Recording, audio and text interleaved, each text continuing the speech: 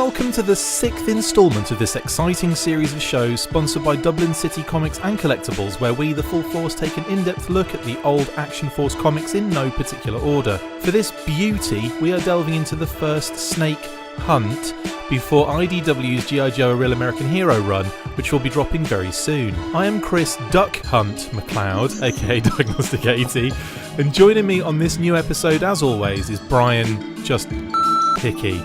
So let's get on with it, shall we? God. Explosion! Don't worry, I'll beat that. For this episode, we decided, or at least Full Force fan Stephen Miller told us, to fast forward a little bit into 1986 and take a look at a short story that highlighted one of the new era of Action Force characters in Snake Hunt!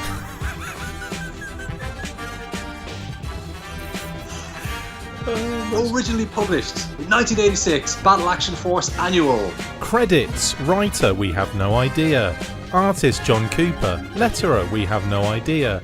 And colours, if you want to go on Blood for the Baron and see the colour project by Crooked. It probably is worth mentioning that we think, or I surmised possibly, that maybe this is a story entirely by John Cooper. Maybe he came up with the story and drew it as well. We don't know exactly because they're not credited in the annual, unfortunately. Which seems to be a bit of a habit in the annuals. Yeah. That none of the stories, whether they be Action Force or the kind of classic World War II stories, there's no credits given for any of the creative team. The creative team. And we only know it's John Cooper as the artist because of his very distinctive style. And he signs it, doesn't he, at one point? Yes, there is a panel there, and in classic John Cooper style, he's got a signature in there on a nice big explosion of an airplane. Spoiler alert. Oh yeah, let's do the cast. Cast in this particular issue is Action Force Troopers. One of them is called Larry. Some unseen pilots, Snake Eyes, Cobra Commander, Destro, and Cobra Troopers numbered 1 to 10, and 2 more with the Commander at the end. And of course, an Action Force C-130 Hercules. As an Action Force C-130 Hercules makes its way home after another successful mission, the troops and new character Snake Eyes on board have no idea what's in store for them. As the troops discuss the fact that Snake Eyes is a loner who never speaks to them after missions but is not one to be reckoned with, the C-130 comes under attack from a surface-to-air missile. This is lovely artwork here. Snake Eyes reacts the fastest, running to the back of the plane as the rear ramp begins to lower. The other troops hesitate and meet their doom as the Hercules is obliterated. Too late! Oh, and we've got our first Wilhelm Scream immediately, like in... Page 1. It's crazy. And unfortunately all the troops get blown up. Now, I suppose it's worth mentioning here that you've got Snake Eyes' reputation is already established within the troops. I mean, they've obviously seen him in action on a number of missions, and including that one they've just been on. So he is clearly like they know what he is. You know, he's an unstoppable fighting machine. But at the same time, they went with the loner who doesn't speak as opposed to a mute ninja in the G.I. Joe iteration of him. Yes, they almost seem like they're maybe a little bit kind of standoffish with him. Like they almost resent his kind of silence. Yeah. Of course, there's no explanation for his silence. There's no backstory given here. And you're right, they don't mention the word ninja at all. It's not assigned to the character in any way in the story. I find that they react very slowly. He clearly gives them a signal, we got to get the hell out of here. Plus, the pilots have just told them what's happening as well. So the pilots have given them they said, we're not going to make it, but maybe those guys can get out. So it's like, hey guys, it's going to blow up. You better get going. And it's like, oh, Snake Eyes is trying to tell us something. Like he's Lassie. It's like, oh, Skippy's trying to tell us something. I think Johnny's cut down a well and we got to get him out. It's like, it's Snake Eyes. It's not Flipper or Skippy. But I think that's really funny. And it's like, you've just been told that a surface-to-air missile is going to hit the Hercules by the pilots, and no one reacts apart from Snake Eyes. So yeah, they get what they deserve. It seems very uncharacteristic for Action Force Troopers. These guys are supposed to be the best of the best.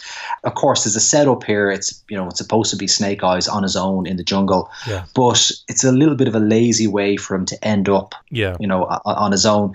Could have been great if some of these guys had made that jump with him. Yeah, were picked off maybe, down like, because it's a short story and was obviously done for that for a particular amount of panels for the annual. But I definitely think it could, this could be one that could be stretched out, and you could have, like you say, some troops get off, but they are picked off by troopers and caught and prisoners of war and all that kind of stuff, or maybe just executed, and then Snake Eyes has to either save them, help them, or get out himself or whatever. But I still think this is a really cool way of making him, a one-man army, basically. Yeah, I mean, we're 1.5 pages in, and Snake Eyes is now solo on this mission. Yeah. Oh, I'd love to customize an Action Force C-130 as well. I know we only see it in kind of black and white, but I do like the fact that, in the color version, they kind of went with the green and dark green, almost like a Z-Force Hercules. I think that's pretty neat. I actually have seen the core Hercules kitted out with G.I. Joe figures. Brilliant. Recreating some of the scenes from the interior of Retaliation when they're flying in on their mission.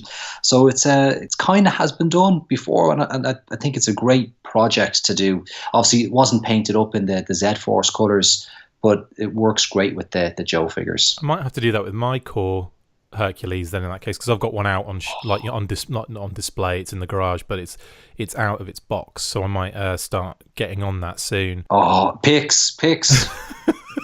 All of my superb art from John Cooper, although I have come to determine that all of his faces look exactly the same. Like, if you've got a face, I'm afraid it's going to be exactly the same as the guy next to you. Even Snake Eyes, you can't see his face. There's a close-up of him where it almost looks like the same face that all the other guys have on that ship. But his eyes, you see, like you can see his eyes in the original inks, and clearly John Cooper is a guy working under massive pressure. He's very likely that he was working on Battle Action Force, probably Roy the Rovers at the same time, and maybe something else. Yeah, and he's got to churn this stuff out quick. Don't get me wrong, I love his art, and actually there's loads of panels in here that are just gorgeous, like Snake Eyes jumping out of the back of the. Actually running to jump out of the Hercules, and then obviously out of the Hercules. The explosion's amazing. There's some excellent panels. It's just that the faces always look the same. And I love his Destro. Just going to say that. I love John Cooper's Destro. It's just like a chrome version of the guys on the C-130 Hercules. Oh, but that shine that he gets. Yeah. With Snake Eyes parachuting to safety, we see the culprits responsible for firing the SAM and its Cobra Commander, Destro, and a number of Cobra troopers. They see that Snake Eyes has escaped with his life, so Cobra Commander orders Destro to track him down with some troopers and destroy him, worried that his mysterious plan will fail if Snake Eyes escapes. Now, it makes me laugh that Cobra Commander can actually identify Snake Eyes from that distance. I assume he was looking through binoculars prior to the panel that we see.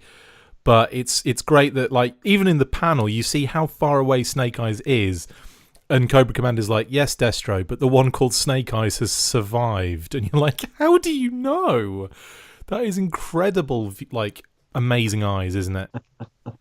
That is, yeah. There must be something built into his helmet visor there that allowed. That's how we're going to have to retcon this here, okay? Yeah, big time. So Cobra Commander, built into his mask, clearly has like this kind of Iron Man style heads-up display, and he's able to zero in on the guy hanging from the parachute and realize he doesn't actually recognize himself as Snake Eyes, but some data pops up on his heads-up display, confirming that it is Snake Eyes, and that's how he knows. That's a really cool idea, the fact that he's all Iron Man. And now I'm going to have to do like some sort of Photoshop mock-up when you see Tony Stark inside his own Iron Man costume, but have like the Cobra Commander from the animated movie head in there. Anyway. Oh, deadly. Also, something I'd like to kind of point out, I checked the dates on this too, but we see what looks like a radar dish in one of the panels, and it bears a striking resemblance to the Cobra surveillance port. However, that wouldn't be available for another 2 years in the UK, but was available in the US in 1986, which is when this came out.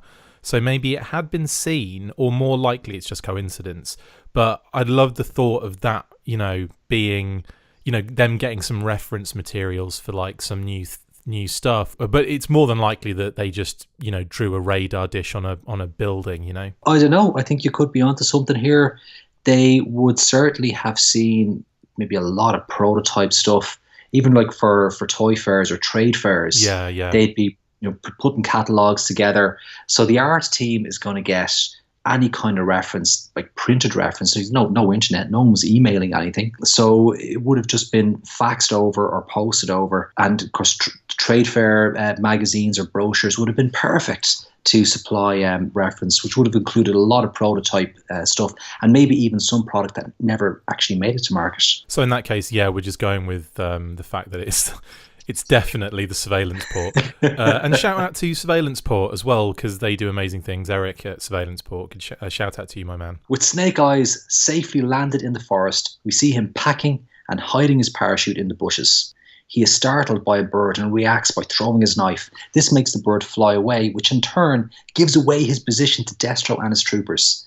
Snake Eyes realizes his mistake, and with his knife as his only weapon, works quickly to make a bow and arrows. Yeah, there's like real shades of Predator in this one, like when Arnie makes the bow and arrow and all like the traps and everything, and Rambo's as well in this particular story, because obviously it's the one-man army thing, isn't it, in a sense. It totally read my mind here, and I was thinking exactly that. Rambo First Blood Part 2 is where he goes back to Nam. He's got the bow and arrow. That's his kind of classic weapon in that one, with the explosive tipped arrows. And in every Rambo movie, he basically single-handedly takes down all the bad guys. Yeah. And that's pretty much what's happening here in this story. I will also say it's surprising to see Snake Eyes making an error with the bird, but we do see firsthand how resourceful he is and how fast he can work under pressure. So I suppose it's a way of giving away his position so the other guys know where he is, and it's also a good way of then him showing you what he's like in a situation, that requires he's kind of screwed, so he has to do something. He's clearly got to develop some sort of long-range fighting capability here, so the bow and arrow, excellent choice. Snake Eyes immediately goes on the offensive, taking out each enemy one by one, starting with trooper number 4, who he shoots in the back with an arrow. Destro and his team find the dead trooper, but proceed with the mission undeterred. I love how Snake Eyes takes these troopers out not in numerical order. Yeah. A little bit like this show here. We don't go in numerical order either. This is the inspiration for our show structure. Yeah. I mean, it's defo, there's a real sense of the pace picking up here. Snake Eyes is picking the guys off, but they're closing in on him. Yeah. And again, it's highlighting how good he is in this situation as well. Like, already he's taken one of them out and they're all shitting themselves. Now they're like, oh my God, we're already one down. Troopers 6 and 7 are next as he dispatches one with a knife and the other with an arrow. Trooper 7 does manage to fire some rounds off, and that alerts the others to his position. They assume Snake Eyes has been found by the others, but he appears and shoots them both with arrows. Yeah, and this, again, very reminiscent of Rambo 1 and 2, where he kind of appears out of nowhere to take out, well, first off, to stab the one guy up, and then to, obviously appear to fire the arrows to take out the other guys. But like, I just that first panel where he's like behind this trooper with his knife drawn is just like that scene in Rambo when he comes out of it's like the bushes in the first movie. He's kind of like covered in like mud in the second one, isn't he? Yes. He's like in the mud wall, and he opens his eyes and you're like, oh my God. It's kind of very reminiscent of that, which is hilarious, because this is, I mean, I'm not saying that, they read this and copied Rambo off it. I'm not saying that at all. But what you can see here are certain kind of tropes for this particular type of story being utilized. And I just, to make Snake Eyes, you've got to make him, like, you've got to make the enemy terrified of him. And to do that, you make him this kind of like lurking, hidden, enemy that you can't do anything about. Yeah, I mean, he's unstoppable. And even when he confronts Cobra 6 and 7, we have no! Like, they don't even have time to react. Just they're immediately faced with their death. Oh, and Wilhelm Scream number 2 as well. We get another IE when one of Snake Eyes! Snake Eyes! Yeah, so he's out. Destro is alerted of the body count by the remaining troopers and decides to flush Snake Eyes out with a flare that ignites the brush around him. Snake Eyes is forced to dive into the nearest water source and hides in there for half an hour, only revealing himself to dispatch 2 more troopers. He's using every aspect of the jungle to his advantage here. Big time. That ability to kind of stay underwater for so long, it maybe kind of hints to that kind of ninja connection. that he's that controlled breathing, that he's able to almost like, we see Storm Shadow do it. He slows his heartbeat right down. There's great skill here and great stamina, incredible stamina and skill to outwit his adversaries. I wonder if they're kind of, because obviously nothing is actually said clearly here. I wonder if his mask has some sort of breathing apparatus or has that ability to, like kind of retain some of the oxygen so he can kind of stay underwater? Or is he just hiding in reeds? Because there's one scene where there's a few reeds there and you can see his head just like cresting the water. And then obviously flies out and just takes the dude out. You're not really given much in the way of information there towards that, are you? Yeah, it's a very simple, he jumps into the water and then the next panel, 30 minutes have passed and they're still scouring the river and then suddenly he jumps up. There's no explanation in the writing. So again, we have to kind of retcon this here. I'm going to go with the incredible ninja skills and total bodily control. And I'm going to go with sneaking my nose out of the water a little bit every now and again. just going in and out for half an hour each time. Yeah, that's what I think. Brilliant. Oh, and also we get another Wilhelm Scream. This is Wilhelm Scream number 3, by the way. Yeah, another Wilhelm Scream. I love it. Knife in the back. Snake Eyes takes out the 2 final troopers and then turns his attention to Destro, who is so busy monologuing about how he will kill Snake Eyes and bring his head back as a trophy to Cobra Commander, that he is knocked backwards into quicksand before he can get a shot off. Oh, Destro, the classic monologuing too much. I know, but it makes these villains what they are, isn't it? Like, they're just so egotistical and they have to, like, I don't know, they just all talk for most of the time, and Snake Eyes is just, I can't talk, so do you know what? I'm just going to literally run at you as fast as I can, knock you into some quicksand, and then watch you, like, slowly go under. And also quicksand was the scourge of my childhood. That was one of those things, along with spontaneous human combustion, that gave me far too much to worry about as a child, when in actual fact there was very little to worry about. Yeah, I was terrified of quicksand, absolutely terrified. Too many 80s TV shows where the bad guys drown in quicksand. It was mainly my nan that made me scared of it. It was all, she would, whenever I went to the beach, she would warn me to stay away from the quicksand, because, and funnily enough, like she would always say that there was a young boy died there recently in quicksand, or it's always like it's very recent, even though she said that over like a 20-year span. It's like, how many kids are dying in quicksand?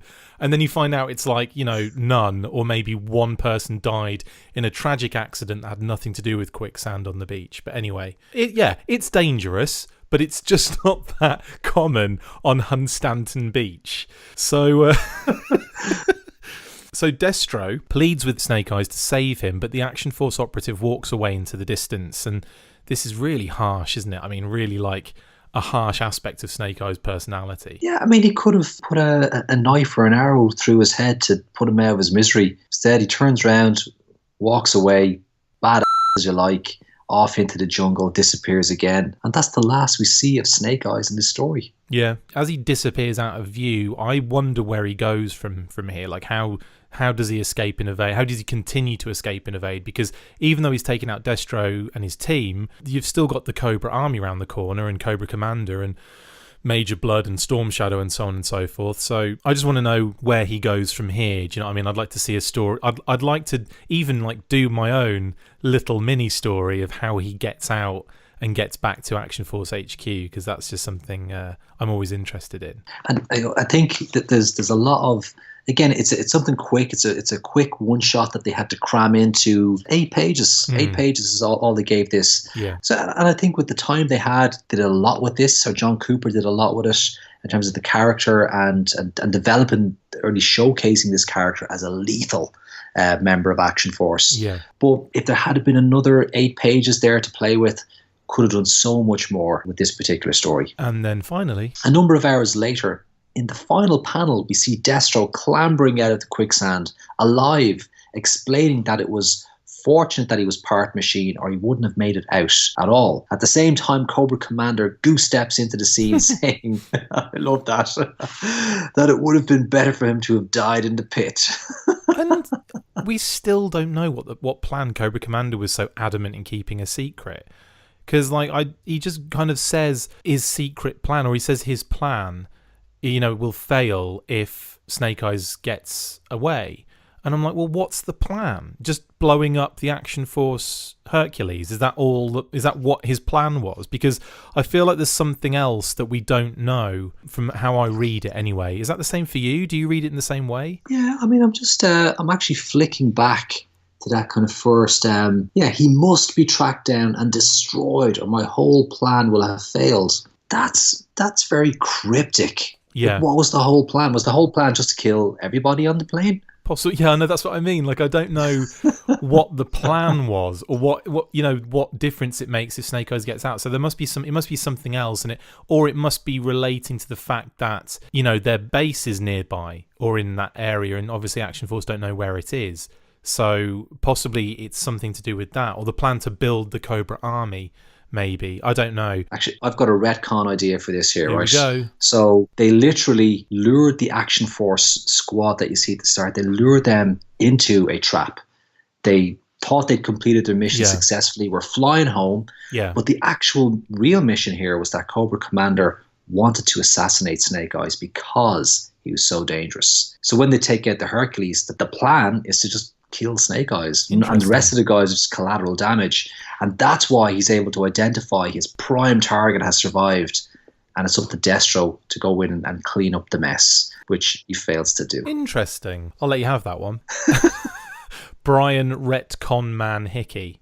They're playing up the Snake and Cobra angle with Cobra Commander's speech, aren't they? I mean, like Destro with like 56 S's, Escape again with a lot of S's, Sunk with like 3 S's. So it's they're really playing up that kind of angle, aren't they? And I mean, Chris Latter's Cobra Commander characterization and his voice is always the voice I hear in my head whenever I read anything Cobra Commander. Like I just have Chris Latter's Cobra Commander in my head whenever I read anything, and it's the same with all those characters. The cartoon has basically given me all of those voices, really.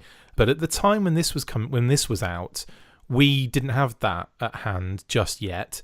So I mean, it kind of does kind of fit in nicely with, obviously, and it makes sense to obviously exaggerate the S's, doesn't it? It felt totally natural at the time when I was reading this as a kid, and funnily enough, although I hadn't heard or seen the G.I. Joe cartoon, I always imagined Cobra Commander sounding really hysterical in my head. It's not unlike his cartoon character that we would discover years later. Yeah. Oh, and also something I wanted to mention is Destro obviously being the Red Jackal previously, and we will explain all of that on the next episode, is part machine, so he can withstand more punishment than most, and that is quite an interesting character development that you don't have in G.I. Joe, because in G.I. Joe, Destro is just a man with a mask on.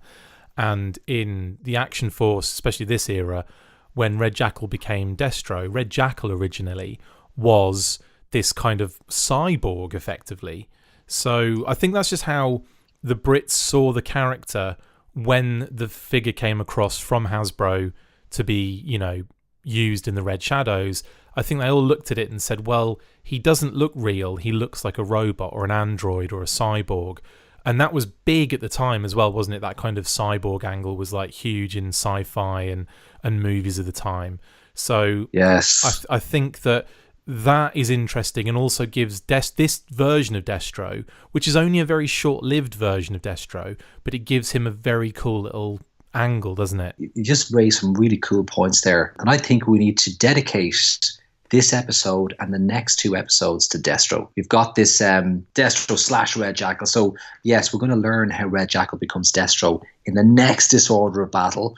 And what I'm thinking for maybe Disorder of Battle episode 8, here we go. There's a Red Jackal backstory. Perfect. Where we learn how Red Jackal, the human, becomes the cyborg. So we could cue that up. It's almost as if we don't plan this and that we make this as we go along. Brilliant, Brian. No, that's a great idea. That sorts out episode 8. Yeah, 8. Episode 8. Okay. I'm gonna have to get on that. 7's going to be a very special episode, and I must give it some introduction, I suppose. We will give episode 7 an introduction too. And you might think we've kind of done it out of order a little bit here, but The next episode is going to be a very special one where we discuss a lot of change that went on in the comics. And the reason we're doing that is because there's a special event happening, which again we're gonna keep under our hats at the moment and just say that in July, that's when that episode's going to be kind of sent out there. We've already recorded it. We've already kind of gone through everything. You can probably guess what it's going to be at this stage related to us, but it's going to be out in the month of July. In fact, it's going to be out on the 4th of July because that's just what we're like. We're the Brits, so we're obviously going to post that on American Independence Day. So there's going to be like an explanation as to why we've gone that route. Obviously, we're doing Snake Hunt this time because of the very soon to be IDW Snake Hunt storyline that's going to be going in A Real American Hero. In any case, Brian, what are your thoughts on the story overall? I really like it. It's very much in the theme of kind of Rambo, which would have been really popular around that time. It's well done, given that it has a very small amount of space as a kind of a one-shot story. This could easily have been written into the weekly comics, and they could have spread it over, half a dozen issues and really fleshed it out. But the opportunity clearly wasn't there for that. But I think that John Cooper, and we're going to assume he's the writer as well on this, did a really nice job of introducing this character, showing off this lethal member of the Action Force team who's totally unstoppable and incredibly resourceful. Yeah, I agree. I find it just really fun. It's like a really fun short story. And this is one of the reasons why I love the annuals so much, because they always had they'd have some reprints in, but for the most part you get some good original content in there. With the Palatoy era annuals, I just loved all of the fact that you sometimes would get not like a colour. Well, yeah, you'd get colour in there, but in some of the stories they do that kind of, like there's a Storm Shadow one which instead of is in black and white, it's in red, black and white. So you get this like really amazing effect going on. It's like minimal colorization, isn't it, I suppose? It's a simple 2-colour effect. Obviously the full colour printing must have been so expensive for them. Yeah. And they reserved in this annual, there's one section of full colour printing, and it's for the advertising the toys essentially, which is beautiful to look at. As a lovely Zartan and the Chameleon. Oh, those dioramas are insane, aren't they? Oh, gorgeous. But when they come to the stories, I mean, most of them are just black and white, but about a third of them have this kind of second red colour included in the print. And it's very characteristic of the British comics of the time. Awesome. I'd just like to finally shout out Stephen Miller. We did it at the beginning of the show, but it was Stephen that basically said to me, or sent me a message on Facebook to say, hey, you guys should do Snake Hunt. You guys should do Snake Hunt because of the IDW issue that's coming out soon. And I was like, that's a great idea. I'm going to steal it for myself and not credit you, which he lolled at. But obviously I want to credit him. So shout out to Stephen Miller. This is all your fault. Like I said, next week, in the month of July, we'll be releasing episode 7, the special episode that I don't want to go into too much detail about. And then obviously episode 8 will follow that one not too far afterwards, which Brian has already decided is the Red Jackal's origin. Which will be fine. And then but then we'll finish up, or we'll continue to do all of those issues in and around the Red Shadows and like Action Force era, and then obviously we'll move into the newer era of Battle Action Force and get all those stories done as well. We've got a lot to get through. We've only done 6 episodes so far. We're going to be going for a couple of years here, guys. This is especially the way we bring them out. But in any case, as soon as we like to line them up with events, don't we? As well, that's another annoying thing. But no, we'll definitely have once 4th of July is released.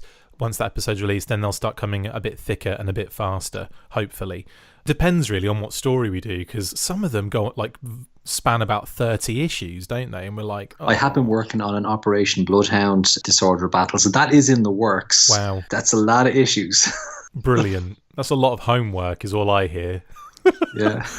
Anyway, Brian, dude, thank you so much for jumping on our 6th episode of Disorder of Battle. Oh, thank you for having me. I loved it. That's it for this instalment of Disorder of Battle. Thank you to my co-host Brian Hickey and to our sponsors Dublin City Comics and Collectibles. See you next time, and as always, Snake Hunt. Full force. Wait, and as always, Snake Hunt. That's all staying in.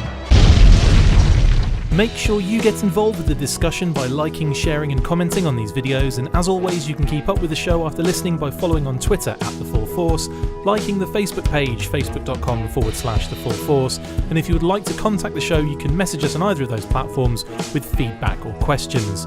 We have also started a Patreon page, so if you want to see your name up in lights on these videos or enjoy exclusive bonus content, then check out patreon.com/The Full Force Podcast, or click the link on any of the posts this podcast appears in. Full Force. And a big shout out to our sponsors, Dublin City Comics and Collectibles. Located at 46 Bolton Street, Inns Quay, Dublin 1, Ireland, you can visit their website at dublincitycomics.ie and on Facebook at facebook.com/Dublin City Comics.